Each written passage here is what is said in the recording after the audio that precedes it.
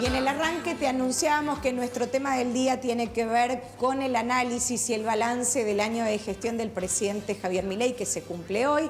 Muchas expectativas por la cadena nacional y el mensaje que pueda dar. Y por eso, para conocer y desentramar los detalles de este año de gestión, tenemos invitados especiales. Eduardo Robinson, economista, Patricio Adorno, politólogo, son amigos de la casa, amigos de Vivo AM, podemos decir.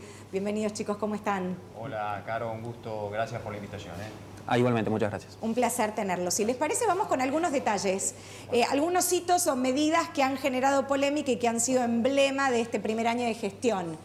A ver, la reducción de la cantidad de ministerios, tema central porque prometió ajuste fiscal. Plan de ajuste fiscal con recortes en obras públicas y transferencias a las provincias, eliminación de subsidios energéticos, ajustes en las tarifas de luz y gas y unificación de entes reguladores de energía. Por lo que vemos en el primer tramo de gobierno, porque está cronológicamente mucha medida económica en el anuncio político, Pato.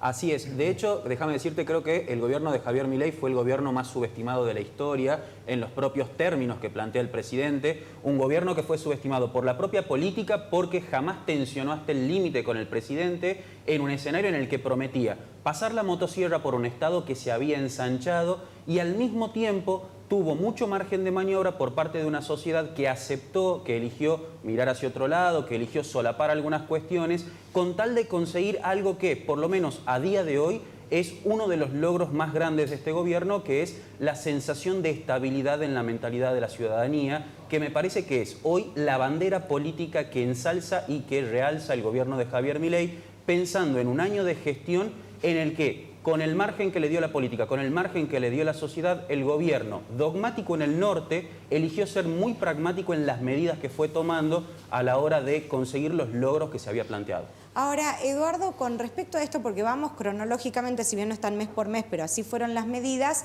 acá empieza el ajuste severo, porque cuando Javier Milei asume dijo hay que hacer medidas de shock. Y la gente la sintió efectivamente así. Sí, por supuesto. Sobre todo con tarifas, ¿no? Ahí empieza a sentir la gente en el bolsillo la medida de shock. Así es. No tenía demasiado margen. Era una economía que o se tomaban estas medidas de shock, el gradualismo ya se había probado que no era el camino acertado, o eran estas medidas de shock o la economía entraba en un proceso más severo de descontrol, probablemente una hiperinflación, pero no había demasiadas alternativas.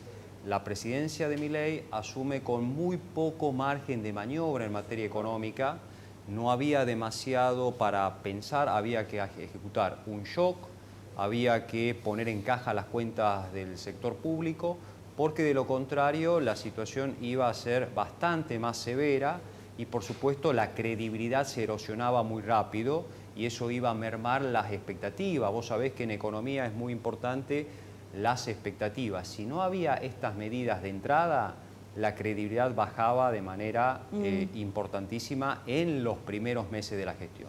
Estas fueron las primeras. Vamos con la siguiente tanda de placas. A ver, lanzamiento de un programa de blanqueo laboral, suspensión de la fórmula de movilidad previsional y aumentos por decreto, eso muy polémico para la gente también, reforma en el Banco Central en sus alcances de cómo operar y lanzamiento del blanqueo de capitales, algo que lo seguimos sintiendo ahora hasta diciembre con la tercera etapa, pero acá ya estamos promediando lo que había sido la gestión, ¿no? Mitad del año que transcurre de diciembre a diciembre. Sí, así es. Le cedo la palabra a Patricio en todo caso para que vamos a ver, alternando. acá ya en las medidas de shock económicas empezamos a las medidas de shock sociales. Claro, de hecho, este es el momento quizá más crítico del gobierno a lo largo del año, el momento en el que su imagen en la consideración popular sufre una seria baja principalmente en los dos sectores que más fervientemente lo apoyaban, que son los sectores de mayor edad, el tema de la reforma previsional, los 87 héroes, este primer contacto de la única figura que tiene el poder de nombrar qué es y qué no es casta en la República Argentina, que es quizá el logro más grande que tiene el presidente de la Nación hoy en la batalla cultural que está dando, y es el momento en el que puso presión sobre quienes ya no tienen nada más que perder, que son los jubilados, y quienes tienen todo para ganar, que son los jóvenes menores de 30 años, particularmente los hombres menores de 30 años, y creo que es el momento en el que puso en tensión principalmente a los dos segmentos que más intensamente lo apoyan y que fue el momento en el que además, en el que económicamente empezó a mostrar que empezaba a transitar ya un proceso de reconversión desde la política hacia una economía que busque efectivamente darle oxígeno para el año que viene, un año electoral que va a ser muy importante para el gobierno. Yo opino de que en la misma línea, con respecto, digamos, a todo, hubo durante el invierno la brecha cambiaria que hoy prácticamente ha desaparecido en cuanto a las cotizaciones del dólar, etcétera. Durante el invierno la brecha había llegado a tocar el 60% en julio.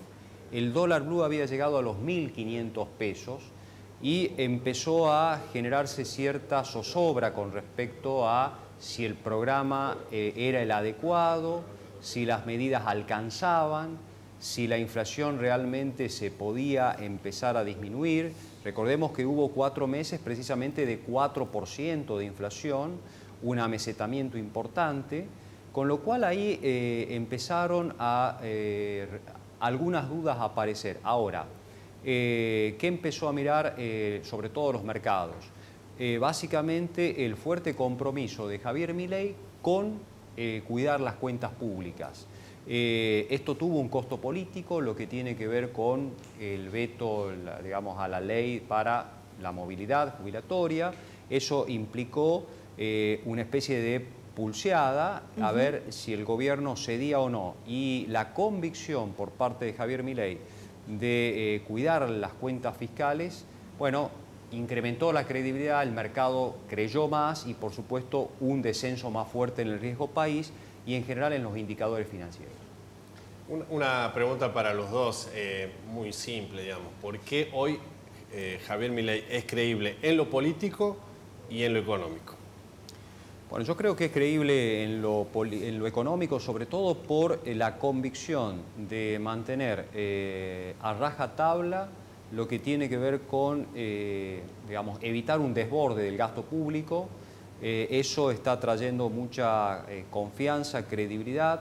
La no emisión de moneda, uno puede discutir, digamos, ahí, bueno, si está realmente, por ejemplo, está bien medido el déficit, bueno, todas esas cuestiones, pero en general yo lo que creo es que básicamente el activo principal que ha generado Milei en estos 12 meses es el fuerte compromiso con mantener a rajatabla lo que tiene que ver con el equilibrio fiscal. Esto es importantísimo para dotar a la economía de credibilidad, ¿no? Y en el plano económico, sumando que de hecho es una de las grandes basas que le dan su fortaleza política, porque levantan el escudo de legitimidad popular que tiene hoy el presidente de la Nación. El presidente mostró que es claramente una persona pragmática a la hora de conseguir las alianzas políticas partidarias que necesite para cumplir sus objetivos. En el Parlamento lo mostró, tenía una minoría absoluta, tiene de hecho una minoría absoluta que en algún momento amenazó incluso con ser aún más grave, con pérdida de diputados, con pérdida de senadores. Mostró que es capaz de acordar no solamente con el PRO, con los radicales y con los federales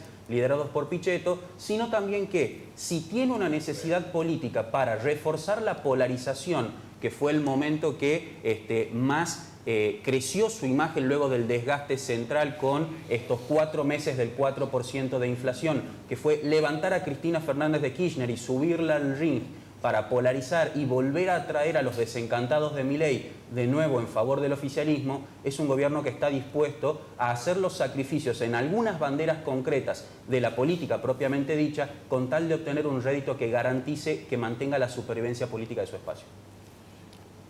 Entiendo esto y por supuesto que comprendo como la confianza que genera, incluso esto que me detuve en esta expresión que usaste, Pato, de estabilidad, es una cuestión mental, ¿no? Psicológica, de que es verdad que hay una confianza comparado con la misma época del año pasado que es casi inédita. Pero quería también consultarles a ambos cómo se compensa eso con, por ejemplo, grupos de jubilados que nos ha tocado cubrir ayer, que dicen que no les alcanza la plata para los remedios o que incluso no les alcanza la plata para comer. Quiero decir, entiendo este compromiso con las cuentas públicas, entiendo la confianza que eso genera, pero ¿hasta dónde se puede acumular eso en la cuenta pública sin que finalmente tenga el beneficio para los grupos más vulnerables? Bueno, por supuesto que ante la realidad social, Argentina todavía tiene 50% de pobreza, casi 15% de indigentes.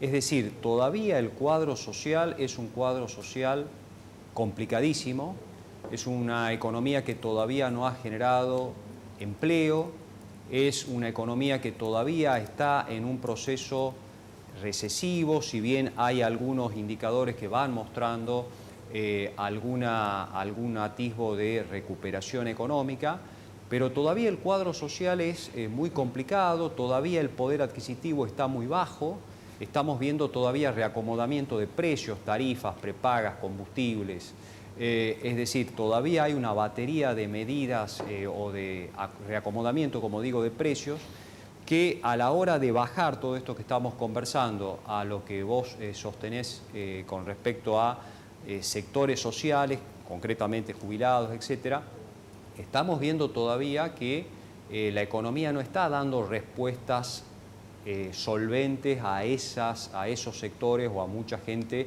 e incluso, digamos, a la industria que está amenazada por un dólar muy bajo, entonces, y que se prenden ciertas luces amarillas. Ahora, el rumbo macroeconómico me parece que no hay demasiadas alternativas. Y claro, cuando uno dice, bueno, hay que tener cierta paciencia, a veces la paciencia tiene una especie de límite o la gente no lo entiende, pero me parece que recuperar, bajar el impuesto inflacionario por ahora es lo mejor que se puede prometer o el mejor camino para poder recuperar el poder adquisitivo. Otra alternativa por ahora no se ve, al menos en el corto plazo. Chicos, vamos a hacer una pausa, queda mucho, una pausa no comercial, sino una pausa en este momento de análisis, quedan muchas medidas para analizar todavía. Vamos, Pibi, con otro tema y ya seguimos con Pato y con Eduardo Robinson analizando el primer año de gestión de Javier Milei.